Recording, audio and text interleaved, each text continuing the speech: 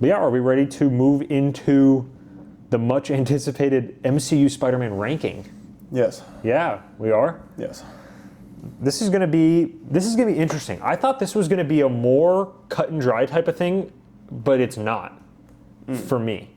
I don't know how it's looking for you. I think it ranked pretty easily for me. Really? I think so. I'm struggling a little in the middle, but I guess we'll get into it. But I think there's one I struggle with. Everything else. I'm gonna kick it with the dead last. I think our dead last is the same. It's gonna be the same. For this one is gonna be the same. And it's gonna be more interesting when we get into our full Spider-Man ranking. But I think it is kind of necessary to rank the MCU Spider-Mans as themselves too, because you can kind of talk about different dynamics and how they, further the story from one to the other. Yeah. But the dead last for me is going to be Spider-Man Far From Home. This movie, I just don't think it's very fun. And that's kind of what people jump back to a lot, is that it's a lot of fun. Yeah. I think I've seen it probably 10 times now, but I think at least 10 times. I saw it 5 times in theaters, and I absolutely loved it when I saw it in theaters every single time. I was convinced it was like a top 5 MCU movie or top 7, whatever. But as I keep rewatching it, it just hurts me. I don't like that it's set in Europe one bit. I really don't. I think the wanting a break from being Spider-Man, I think there's plenty of interesting takes you can have on that. I just don't like going on a summer vacation with his friends, like. Well, you can't want a vacation and then the world's ending and then you still want a vacation. It's just movie breaking. I think there's some Jake Gyllenhaal Mysterio moments that are pretty solid, and there's other times I just think when I'm rewatching I just find it quite corny. And it's really hard for me to find stuff corny because I love the MCU, you know what I mean? Yeah. And I think 80% of the movies are good. Yeah. We're gonna do a full MCU ranking really soon. I'm really excited for it. We're gonna really get into it. Yeah. There's only a couple movies in the entire MCU that you and I think are bad. That's true. We're not these people that think 20 of the 38 movies are ass. Oh yeah, no. We're not like that. So, but I'm gonna give a ranking on this. I at this point give Far From Home a 4 out of 10. I'm not even, and you know this about me. I like the suit. I think suits are cool. I think it's cool to talk about them, but they don't hindrance my quality of movie. Yeah. I'm just stating publicly they're horrible in this movie. They're really just bad. so bad. They're really bad. The Night Monkey thing is garbage. I think having him build his own suit with Happy in the Thing, okay, that's fine. He literally just makes the Homecoming suit, but the blue is black, essentially. Yeah. And it looks so much worse. It looks so much worse than just having blue and red. Yeah. I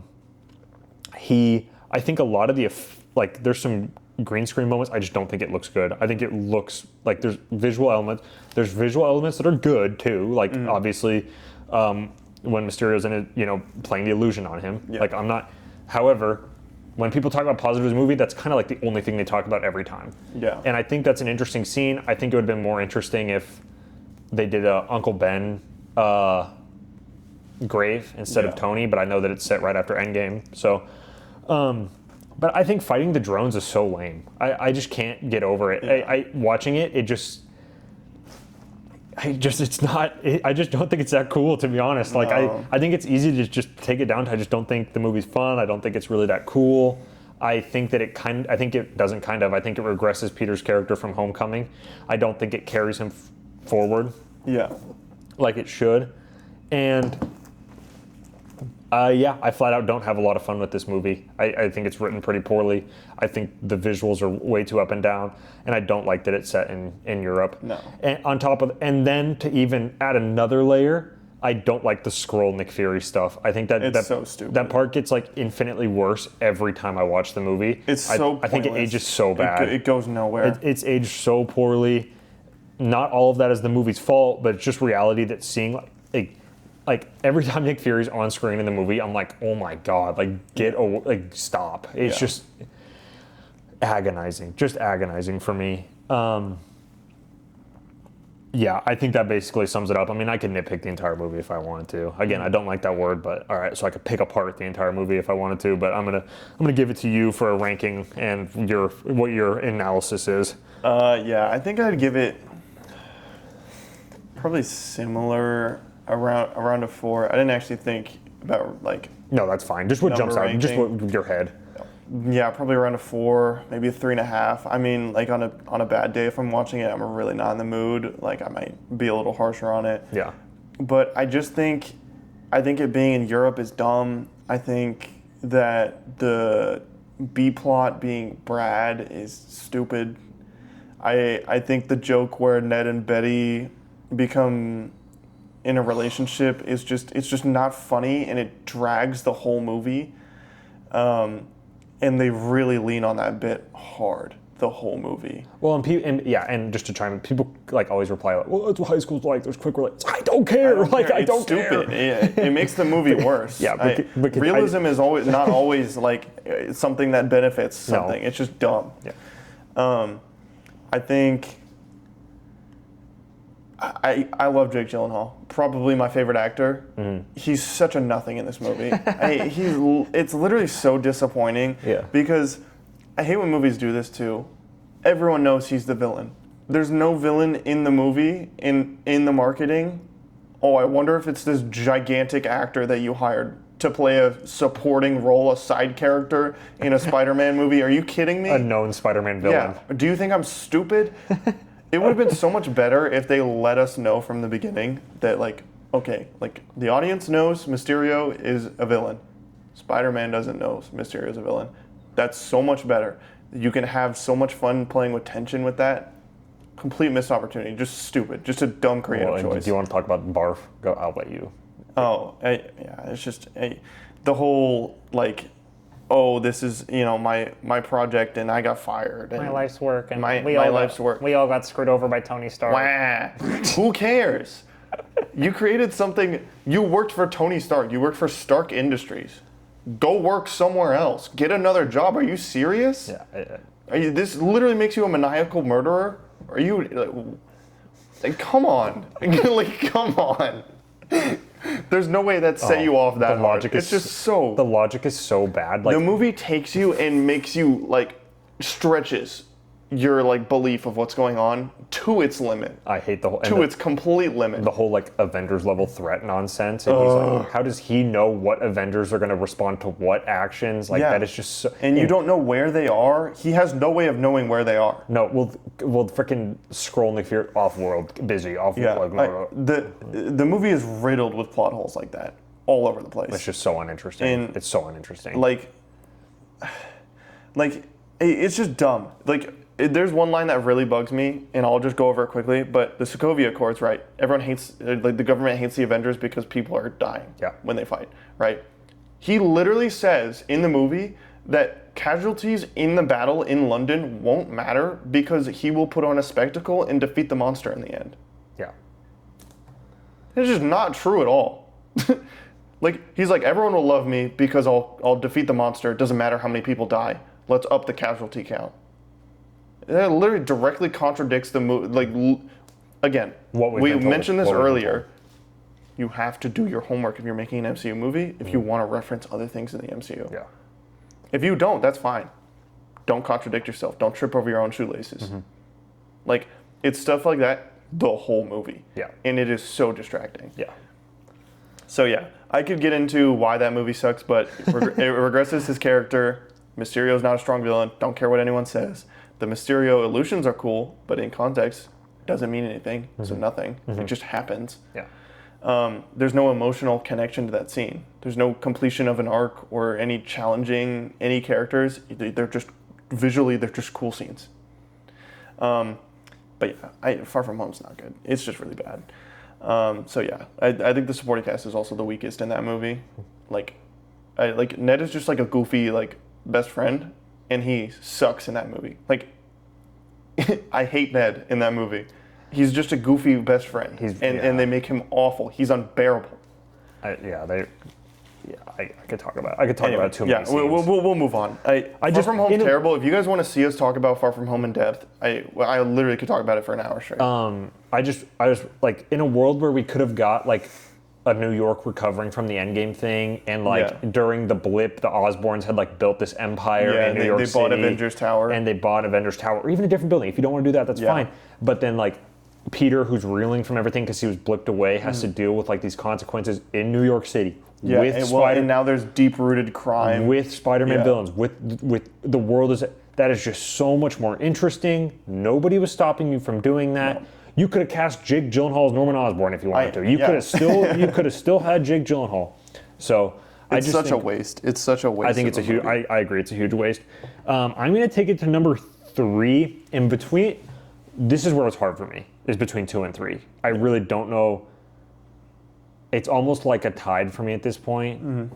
I guess right now I'm gonna go. It's just so hard for me, dude. I guess right now I'm gonna go Brand New Day at 3. Really? Yeah. It's roots from I'm watching Brand New Day last night, and they're showing scenes from another Spider-Man movie. Yep.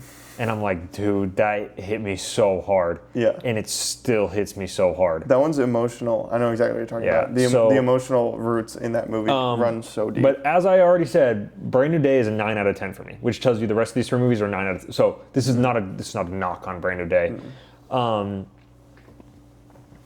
Maybe it's just I need to watch the movie more. Maybe I need to sit with it more. I'm not sure. It's literally that close with the movie I have right above it. The movie I have right above it just makes me feel more and has consistently made me feel.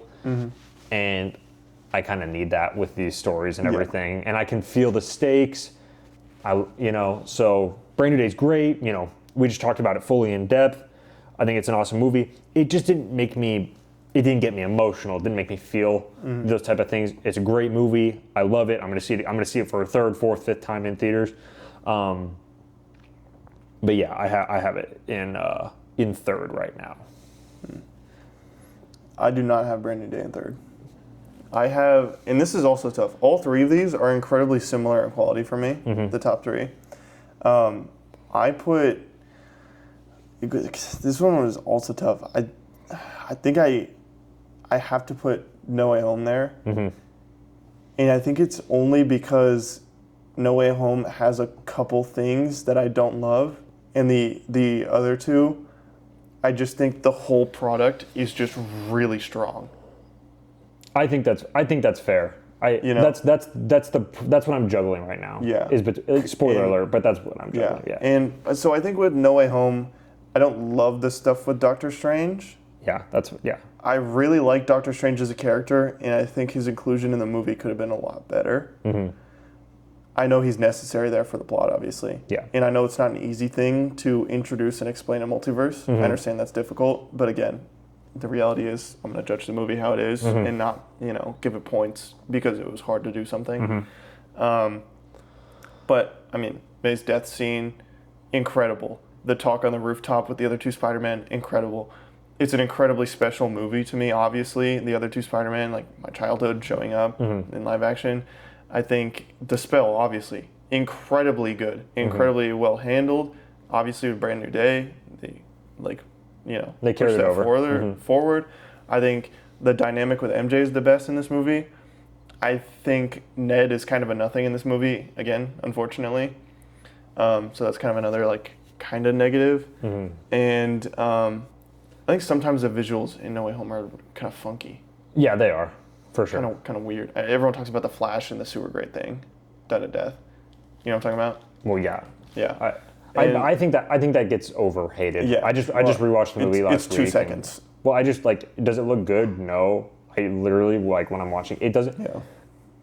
It doesn't stand out to me But anyway, continue. Yeah. I think people who say only the 3rd act's good are stupid. I think that's such a lame way to look at the movie. I kind of expected a little bit more with the Toby and Andrew introduction and not in Ned's grandma's house. I think, again, I still think the movie's really good, and I still think their introduction was good. I just expected more from that, and so that was a little anticlimactic when I watched the movie. Yeah. And every time it's a little anticlimactic. Yeah. I understand they were under COVID limitations. But again, and time limitations. Yeah. And trying to keep it a secret. Yeah. But again, I'm judging the movie as a product, not, the hurdles it had to jump. But yeah, that's why it's under these other 2, because I think the other 2 are just really tight. So what score out of 10 would you give No Way Home at your number 3? I would give it a 9. Okay. I think it's just the strong moments, like the May death scene literally makes me tear up every time I watch it. Yeah. Literally every single time I've watched it, I've teared up. Like, it is heart-wrenching. Yeah. I think the villains are really cool too. I think they're all pretty well integrated. They all get enough screen time in my opinion. I know a lot of people say like, oh, well, Sandman and Lizard, like they're nothing. They're just there. But I think that's fine because it's not like all 5 of them were going to be the main villain. And I don't need more. Those characters are incredibly one-dimensional. And we already know them. Yeah. It's, we didn't need the whole Sandman wants to save his daughter. In the movie, he wants to go back to his daughter. That's why he wants to go home. Yeah. Lizard wants to turn people into lizards because he believes in some sort of lizard eugenics. In this movie, he's just a lizard. I don't need more. Yeah. So, yeah, I think it's kind of a disingenuous argument for people. The conflict is more that Peter needs to get them back because they're literally in the wrong world. Yeah. It's not the fact that they're gonna kill him, with those two specifically. So well, and I think the strength of the story they're telling with you can save these people, so you should. You should at least try, not just take the easy road. I think that's really strong. I love that. I think that's very Spider-Man. Yeah. And I love that Aunt May tells him that. And I love that he wasn't just fully ready to do it. He was kind of juggling the decision. I really like that. Yeah. Yeah. So yeah, that's why I have it there. All right, my number 2 is Spider-Man No Way Home. So you're number 3. I'm also going to give it a 9 out of 10.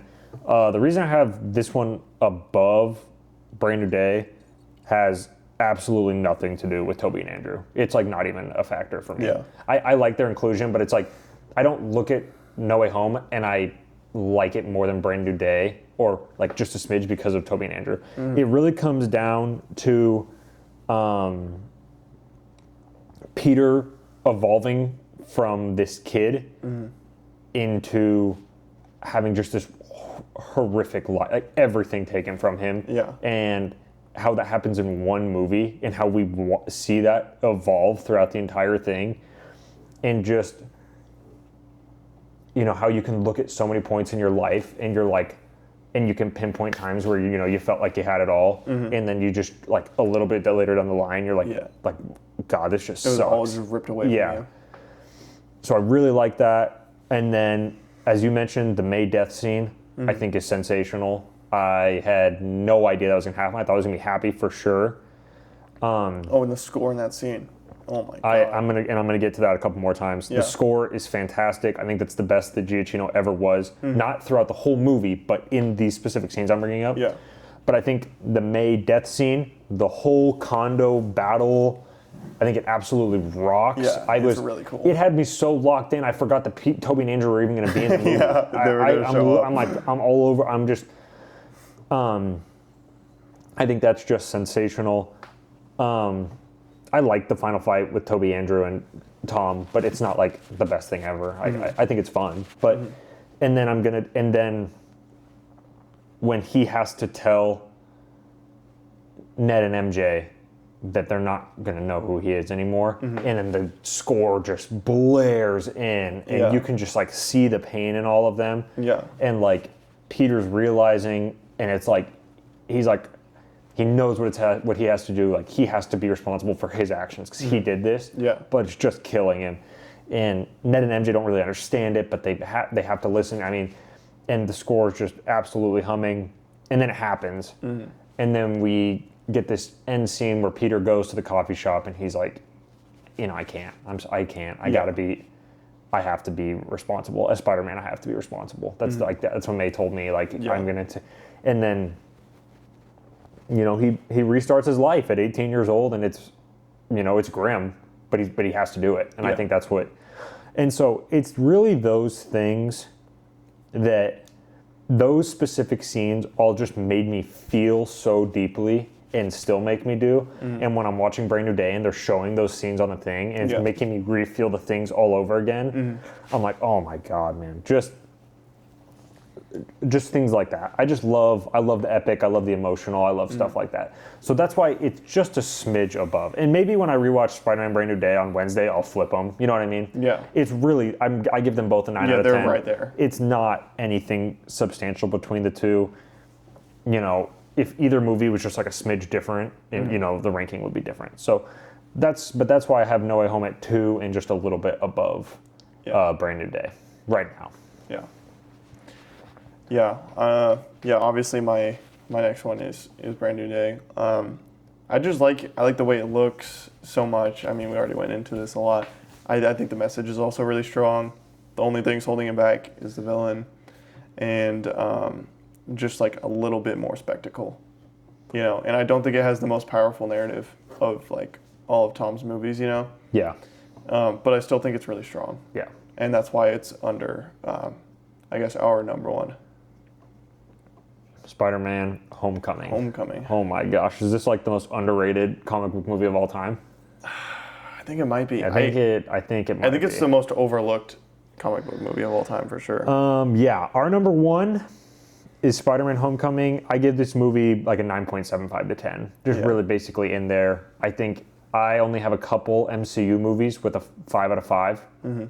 This is one of them. Spoiler alert for when we do that. Mm-hmm. I just love how genuine this movie feels and how tied to this MCU New York City world that we have. I think it's... And he's 15. Mm-hmm. And he's newly Spider-Man. And he just wants to be Spider-Man, but there's no opportunities for him to. So he's being neighborhood Spider-Man because that's all he can do. Yeah. And he's just, you know, helping people with stolen bikes and buying churros and just, you know, sitting on the train because he has to. And he's ready to ditch his entire life at any second to be Spider-Man. He's texting Happy every second. He's bored out of his mind. He's jumping over fences. You know, he's getting bullied by Flash because he's poor. Yeah. Like, he has a crush on a senior girl, but, you know, like, it just feels real. I don't know. I just love it. It just feels so perfect. I think visually, it's like, the whole thing feels real to me. It doesn't feel like major blue screen, green screen, or anything like that. I think Vulture is an awesome villain. Yeah. The reveal scene hits every time. Every time. I think all of his friends are funny. Everyone in the debate team, some of their, like, again, it's just small lines, but I think they're just like so funny back and forth. And he's like, say when he like rings the bell. That is false. Yeah. And then Mr. Harrington says, "What did we say about using the bells for comedic purposes?" Yeah, that was just good. And it's just like a very like dry line, like it's a very dry humor, and they cut it so well. And I'm like, yeah, that's just funny. On the bus too. He rings a bell and says something again. I don't remember what it was. Yeah, but no, yeah, they're. He's like, Flash is an idiot or something. And he's like, and then there's just the genuine things like when they're in the hotel on the trip, and this senior girl that he likes, this pretty smart, incredible girl, is like, yeah, come hang out in the hot tub pool with me, and he's got to. You like see the pain in his face, and he's like, oh yeah, like, he's like, I'll be right down. But he's got to go be Spider-Man. Or he feels like he has to go be Spider-Man and handle these situations. So that's what he does. And I just feel like that's and then there's when he goes to the homecoming dance and there's carryover from that incredible scene with Vulture. Yeah. And he goes to the dance. And he's already let Liz down so many times. He feels like he's let his friends down. And he's like, you know, that part of me, you can just see, he's like, everyone's going to hate me. Yeah. And then he's like, but I gotta stop him. It's not a choice. It's what he's got to do. I'm 15, and this Vulture guy just showed me his Glock he pulled out of his glove compartment. And he said he's gonna kill me. I'm gonna kill you dead. So he gives Peter the perfect out. Mm-hmm.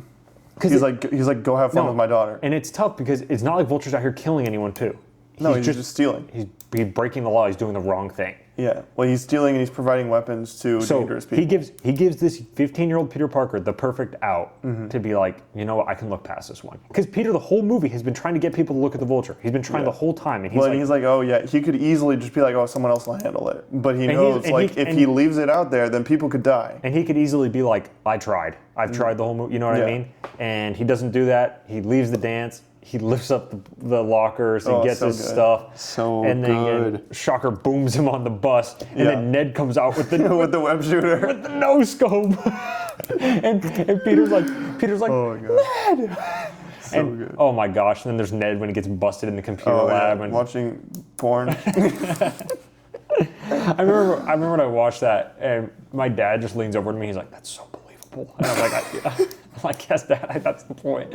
Oh my god. But yeah, that movie, I just think it's just genuinely so great. I think as an MCU Spider Man movie, because this is Phase 3 MCU, this is prime MCU. This movie has to work for Infinity War to work. Yeah. Because, I mean, God, people were like screaming and crying when Peter gets dusted. It doesn't work like that if people don't absolutely Yeah, people love don't him. care about him. And so, here, I'm just gonna rip this thing off your. There we go. It's distracting. Well, it's about to be a clay face. Well, now you're good. Don't worry, I handled it. It's just a giant blank spot. Well, yeah, because it was hanging off your face. But I just sit here like this. but I think the movie, it just makes me feel incredible. You know, even when they're in the bank and he's like, "Hey, you're the Avengers," you know what I mean? And then there's like, why are you robbing a bank? Yeah. You're a billionaire. and then Delmar's like, Spider-Man is fighting the Avengers. And Yeah. it just feels so genuine. I love it, and I still love it. I just rewatched it last week. It's absolutely my favorite Tom Holland Spider-Man movie. I think that, I don't know. I think I don't really hear a lot of complaints about this movie that make a lot of sense. A lot of time it feels to me like people haven't watched the movie in a long time. Yeah. Or when they do, they like are just trying to. They view it through a lens. But I think it's awesome, and it's easily my number one. It's not even close. Mm-hmm. I think it's the best way to integrate Spider-Man into the MCU, and it was at the peak of the MCU. So, I mean, like, it's kind of tough to hold this against Brand New Day, but this movie's coming in at a low point. I mean, to, like, reference like, Deadpool, but, Yeah. like, Brand New Day is really good, but it's coming in at a messy time where things are not good with the MCU. Yeah. And things are kind of all over the place. Homecoming came in at the peak of the MCU, and it matched the peak, which is, like, incredibly difficult to do, in my opinion. I love that he's looking toward. I hate I know it's overplayed, but like the Iron Boy Jr. thing, hate that. The whole movie he's trying to prove himself to Tony. He's not leaning on Tony for help. I think that's just such a stupid complaint. It's always been stupid. People have always said it. Doesn't make any sense. The only complaints that even make minor sense are being like, oh, well, Peter doesn't make his own suit. It's made out of gadgets. Okay, but that was a creative choice made because this is a Spider-Man going into an established MCU. And the whole third act is his homemade suit. It's not even the Tony suit. So and he doesn't even know how to use the Tony suit the whole movie. That's the whole point. It's such a loose complaint. He thinks he's more adult than he is. He doesn't know how to use the thing the whole time. Yeah. That's the entire point of the movie. And it's like, is it bad or is it different? Right. I think that applies to Spider-Man a lot when people are criticizing the movie. I think that's the hard part with the home trilogy in general, because then people are going to pose that question about Far From Home. Is it bad or is it different? It's bad. No, it's bad. different and it's bad. It's bad character writing, and it's just bad. Yeah. Anyway, we don't need to go back to that. I like to ask myself that question when I don't like something. It's like, do I not like this because it's bad, or do I not like this because it's just different? Right. And if you don't like Tom Holland's version of Spider-Man and you prefer Spider-Man not in a shared universe, I'm not going to tell you you're wrong for that. Right. Don't tell me Homecoming's bad because he has a high-tech suit.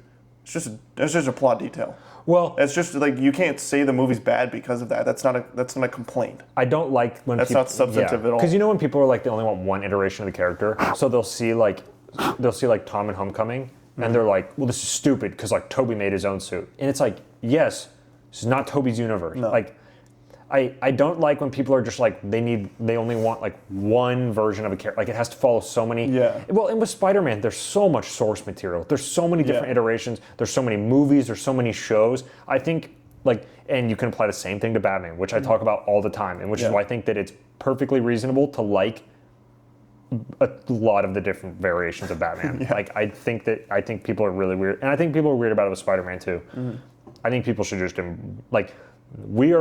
and it's weird with the MCU because it was already a universe. You know what I mean? Like, it was already lived in. Yeah. It's already been lived in for like a long time at that point. 10 years. Yeah. Almost. Yeah. So again, that's not an easy task, and they achieved it incredibly well. Yeah. I think Peter's arc in the movie is so good too.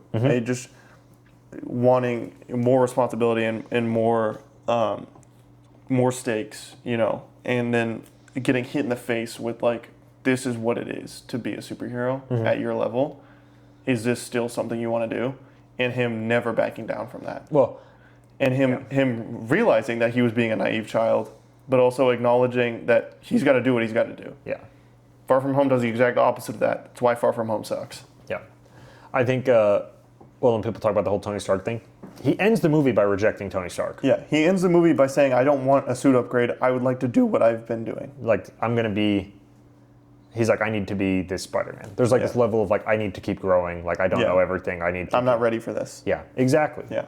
And then, but then people are like, well, and then people say the complete opposite about the movie, and that's what I'm talking about. Like, are you understanding what they're trying to say? They're not. Because like that's why he rejects it. Like in Infinity War, he's not rang up by Tony, from the compound. Hey, we need somebody. He's on the school bus. Yeah, and he sees an alien spaceship. And all he does is see it, and he says, "Ned, I need a distraction." Yeah, and smacks him.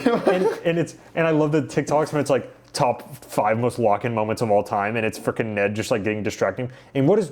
Yeah. Oh, we're all gonna die. Yeah, what does 16-year-old Peter do in that thing? He flies out of the bus because he doesn't know anyone else is over there. No. He doesn't have any idea. No, he goes, oh, New York's being attacked. Yeah, and he like, oh man, I think people need to. Well, and then he only takes the upgrade because, again, he's gonna die. Well, it's also like, and he defied Tony Stark because he has. No, and Tony said, get out of here. And he's like, there's no neighborhood to protect if the neighborhood's gone. That line makes sense. I don't care what anyone, I think that's, you know why they changed that? Because changed it? Yeah, because in the movie, he says that line. Yeah. And then Tony says, like, they like played off as like, oh, that doesn't really make any sense, but you know what I'm getting at? Yeah. Originally, it was the line of, there's not going to be any neighborhood left. Like, but test audiences said it didn't make any sense over and over. It makes complete sense. What? So they had to throw in or didn't have to, they chose to throw in the line of him being like, that doesn't really make any sense, because all their test audiences were like, what does that even mean? How stupid are these tests? That literally makes complete sense. If we go to space, if our Earth gets destroyed, there's no neighborhood to protect. That makes complete sense. Yeah. No, I remember we were in 8th grade, and we're watching Infinity War, and even 14-year-old me, and we're watching a movie, and I'm like, what? That makes complete sense. Wait, what? I didn't even know that. That's one of the best lines in the movie. That's one of the best Spider-Man lines ever, because it makes complete sense. Why would Spider-Man go fight in space? He's outclassed. He's a child. Yeah. He feels responsible over his home. Yeah. He can do something. He can help, so he should help. That is Spider-Man. Yeah. That's always what the character is. It's always what the character needs to be. And it's like the same thing with Captain America. He doesn't back down on what he believes in. If he believes something, he's going to fight for it, no matter if he dies or fails. Yeah. It's just how it works. And he rocks in Infinity War, man. He's dialed in that. Man, he's a beast. But I just think Homecoming's basically perfect. Yeah. It's such a great. I agree. I think just the way of handling Spider-Man in the MCU like that was just so genius, incredibly well done. Yeah. I love it. It's easy number 1 for me. Yeah. No notes for Homecoming, 10 out of 10. If you disagree. I'll defend it till I die too. We could watch the entire and just break down like scene by scene. Like when we were talking about Brand New Day, and we're like, it just feels like it needs a line here or there. I feel like Homecoming doesn't have that every at all. time it gets that extra line in. It's like Oppenheimer. Every line has intent. Comparing Homecoming to Oppenheimer is crazy. Oh my god. Look at you, anyway, you idiot. I'm gonna clip this just because it's funny. You idiot. But it's true. I feel like everything in Homecoming is like very intentional. And like every line is like... Yes, I knew what you were getting at. Homecoming and Oppenheimer are clearly not the same movie, not the same class of movie. Yeah. Both equally peak. But that's definitely our... Homecoming's incredible. That's definitely our number 1. Yeah.